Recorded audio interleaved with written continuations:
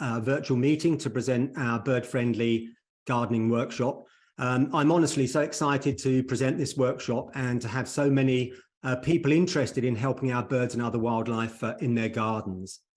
Our gardens really are a hidden conservation opportunity staring us all in the face.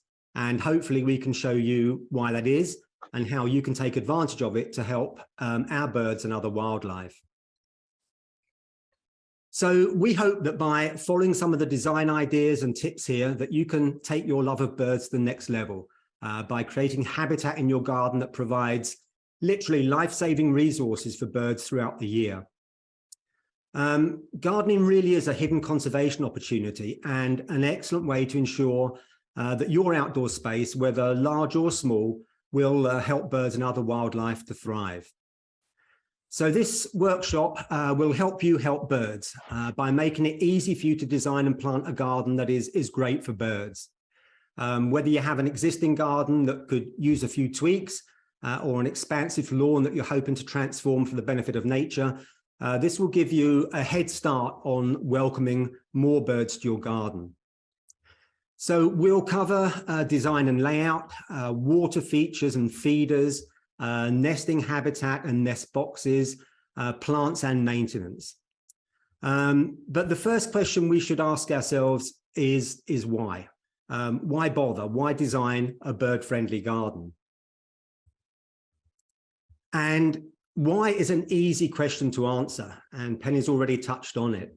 The latest BirdLife International State of the World's Birds report paints the most concerning picture for nature yet. Nearly half of the world's bird species are now in decline, and 1 in 8 species threatened with extinction. If you add the near-threatened species, that's another 1,010 species. That's a quarter of all bird species. So with our gardens, we have the opportunity to recreate some of the habitat that's being lost to development and degradation. We have an opportunity to provide food and shelter for breeding birds in spring and summer, to help overwintering birds survive the cold months, to provide food, shelter and water for migrating birds in spring and fall. A bird-friendly garden is also a wildlife-friendly garden, and honestly, you will be amazed. So nearly 3 billion birds are estimated to have been lost since 1970 in North America, and I'm sure you've all seen this graphic. And some people ask what that actually means. Is that 3 billion individuals? No, it's not, because we lose 3 billion individuals to cat predation in North America. What this is a net population change in overall numbers of birds. The North American bird population is down by almost 3 billion breeding adults. There are similar catastrophic declines across the globe. Basically, we've taken over 70% of the planet's land and 70% of the planet's fresh water. We've already lost over 160 bird species, and the rate of extinction is accelerating. And primarily, all of this is driven by anthropogenic landscape scale habitat loss. So do we have an obligation to create some of the lost habitat with our gardens? I really think we do. So the 3 main elements to consider first with your garden design are the existing man-made structures, the lawn area, and how to accommodate more diverse planting. We are definitely not the plant experts, we're the bird experts, but there's some good tips and resources for you with regard to planting that we'll cover towards the end of the presentation. But before you make your garden bird friendly, you need to make your home safe for birds. And the first thing is to make your windows safe and remove or protect glass balconies. Window strikes are one of the top sources of human-caused bird mortality, despite being easily preventable. Window collisions kill between 16 and 42 million birds a year in Canada, and that's according to Government of Canada stats. In the US, collisions kill up to 988 million birds per year. So that's up to 1 billion individual birds which die from window strikes in North America every year. Glass can either reflect the natural surroundings like one of the windows in our home here on the left, or be transparent where bird habitat is visible on the other side, like the glass railings in the photo on the right. And research has very clearly shown that a collision can temporarily stun a bird, but even if it flies off seemingly recovered, many of these birds die later from broken bones, hemorrhaging, internal bleeding, or bruising. And because of the sheer number of windows in our structures, the toll on birds is enormous. And you might think that applying bird-friendly solutions to all of your windows is necessary, but often a small number of windows cause either all or the majority of the collisions, which is certainly what we found at our home on the North Shore.